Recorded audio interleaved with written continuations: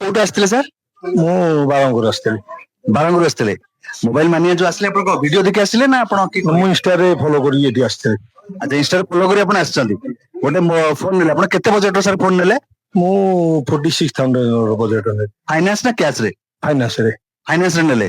ଆଚ୍ଛା ଆପଣ ଯୋଉ ମୋବାଇଲ ମାନିଆରୁ ଆସିଥିଲେ ଗୋଟେ ଫୋନ ନେଲେ 50,000 ଫୋନ ନେଲେ ଆପଣଙ୍କୁ କଣ ଗିଫ୍ଟ ମିଳିଲା କିଛି? ଆମକୁ ଟଲି ଆକାଶ ସାଙ୍ଗରେ 9ଟା ଗିଫ୍ଟ ମିଳିଲା। ଆପଣ ଯୋଉ ଟଲି ବ୍ୟାଗ ଅଛି ତା ସହିତ ଆପଣଙ୍କୁ 9ଟା ଗିଫ୍ଟ ମାନେ ଆ ଭିତରେ 9ଟା ଗିଫ୍ଟ ଅଛି। ଆପଣ ଖୁସି ଅଛନ୍ତି? ଆଜ୍ଞା ଆଜ୍ଞା। ଆପଣ ଯୋଉ ମୋବାଇଲ ମାନେ ଆସିଲେ ଆପଣ କଣ ଭାବିଥିଲେ ଯେ ଏମିତି ଆପଣଙ୍କୁ ଗିଫ୍ଟ ମିଳିବ ଏତେ ମିଳିବ ବୋଲି? ନାଇଁ ମୁଁ ମୋବାଇଲ ମାନେ ସାଙ୍ଗରେ ବହୁତ ଦିନ ହେଲା ଆଗରୁ ମୋର ରିଲେସନ ରହିଲା ଭଳିଆ ରହିଛି। ତେଣୁ ମୁଁ ତାଙ୍କ କଣ୍ଟାକ୍ଟରେ ପ୍ରାୟ ଟାଇମ ଆସିକି ମୋବାଇଲ ଫୋବାଇଲ ନେଇକି ଯାଏ। ଆଜ୍ଞା। ତେଣୁ ଆସିଲି ମୋର ଭାଇ ମାନେ ଅଛନ୍ତି ସବୁ ତାଙ୍କ ସାথে ଅଫର ଅଛି। ତେଣୁ ସେଇ ଯୋଗୁ ତାଙ୍କ ଆସିକି ନେଇକି ମୋବାଇଲ ନେଇଗଲି। ତେଣୁ ଆପଣ ଆମର ଯୋଉ ଅଛନ୍ତି ଆମର ଯୋଉ ଭିଉଅର୍ସ ଅଛନ୍ତି ଆପଣ କଣ କହିବା ପାଇଁ ଚାହୁଁଛନ୍ତି ଆପଣ? ଆପଣ ମାନେ ମୋବାଇଲ ମାନିବାକୁ ଆସନ୍ତୁ ଆଉ ଦେଖନ୍ତୁ ତାର କଣ ସୁବିଧା ଅସୁବିଧା। ମୋବାଇଲ ମାନିଆ ଭଳିଆ ବୋଧେ କଟକ ଟାଉନରେ ବା ଓଡିଶା ଭିତରେ ବହୁତ କମ ମୋବାଇଲ ଦୋକାନ ଅଛି।